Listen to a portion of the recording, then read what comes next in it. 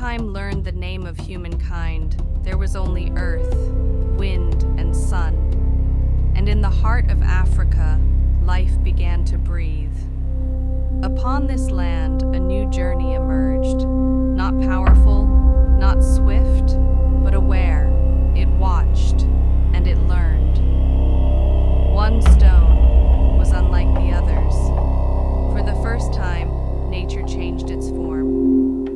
Not by chance, but by hands. Water carried life, yet every life carried danger. Here, each sip was a gamble. They were not weak, but nature was always stronger, sharing the same water, bound to different destinies. Run or stand still. In this age, even thought came at a cost. Some observed, some waited, and some hunted. In a single breath of time, everything erupted.